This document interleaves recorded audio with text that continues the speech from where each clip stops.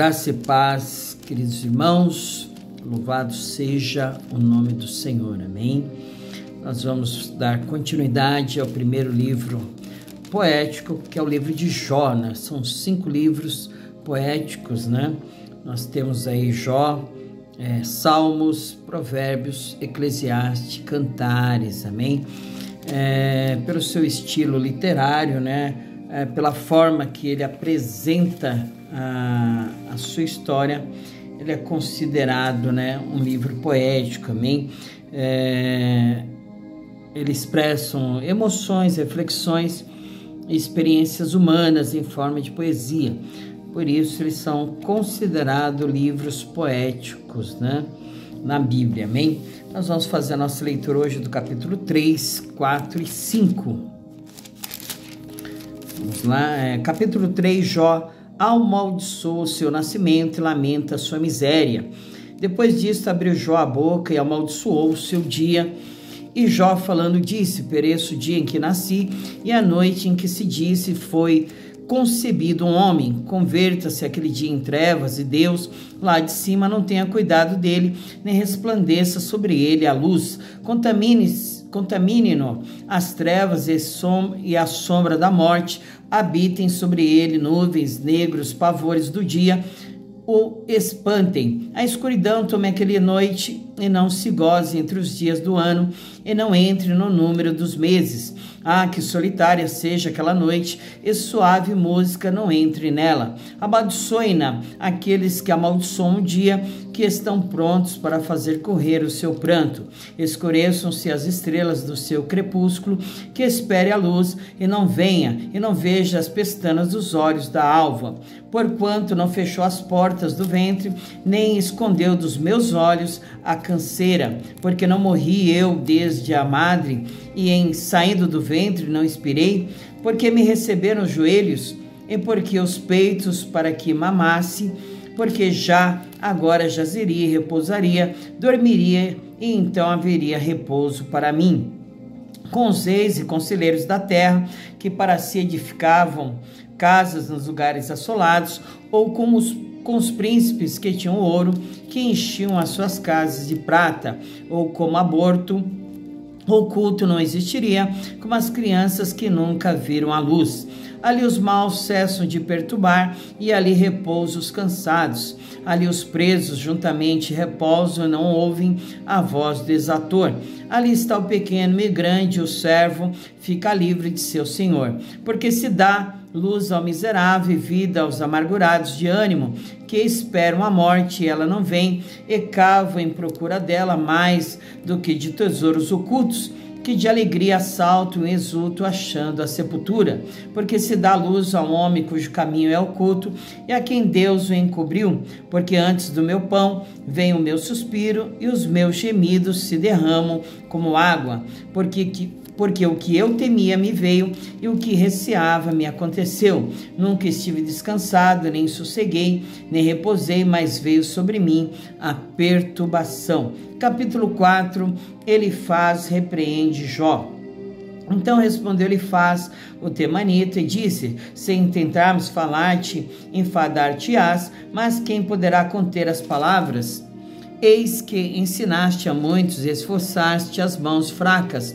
As tuas palavras levantaram os que tropeçavam, e os joelhos desfalecentes fortificaste. Mas agora a ti te vem e te enfadas, e tocando-te a ti te perturbas. Porventura não era o teu temor de Deus a tua confiança, e a tua esperança, a sinceridade dos teus caminhos? Lembra-te agora qual é o inocente que jamais pereceu, e onde foram os sinceros destruídos? Segundo eu tenho visto, os que lavram iniquidade e semeiam o mal, cegam isso mesmo.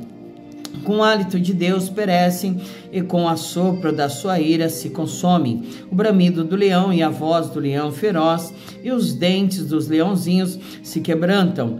Perece o leão velho, porque não há presa, e os filhos da leoa andam dispersos. Uma palavra se me disse em segredo, e os meus ouvidos perceberam um sussurro dela, entre pensamentos de visões da noite, quando cai sobre os homens no sono profundo, sobrevê-me o espanto e o temor, Todos os meus ossos estremeceram.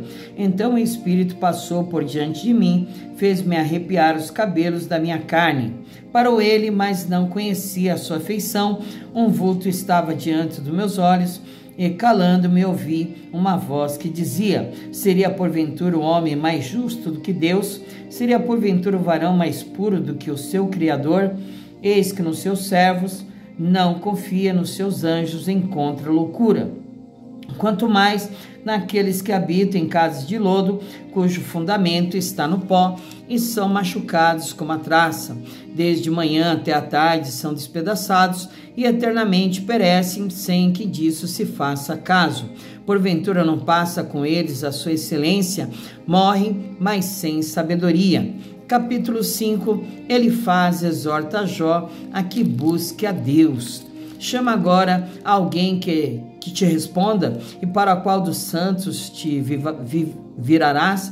Porque a ira destrói o louco e o zelo mata o tolo. Bem vi eu o louco lançar raízes, mas logo amaldiçoei a sua habitação. Seus filhos estão longe da salvação, e são despedaçados as portas, e não há quem os livre. A sua messe a devora, o faminto que até dentre os espinhos atira. E o salteador traga a sua fazenda, porque do pó não procede a aflição, nem da terra brota o trabalho. Mas o homem nasce para o trabalho, como as faíscas das brasas se levantam para voar. Mas quanto a mim, eu buscarei a Deus, e ele dirigiria a minha fala.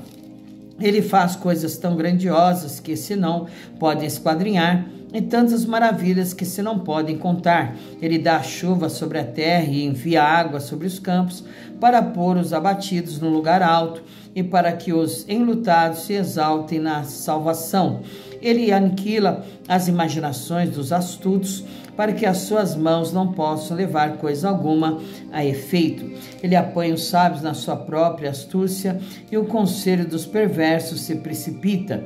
Eles de dia encontram as trevas, e ao meio-dia andam como de noite, as apalpa delas. Mas ao necessitado livra da espada, da sua boca e da mão do forte. Assim há esperança para o pobre, a iniquidade tapa a sua própria boca.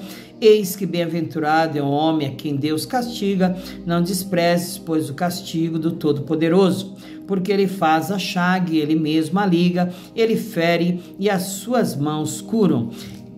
Em 6 angústias te livrará, e na 7ª o mal te não tocará. Na fome te livrará da morte, e na guerra da violência da espada. Do açoite da língua estarás abrigado, e não temerás a assolação quando vier. Da assolação e da fome te rirarás, e os animais da terra não temerás.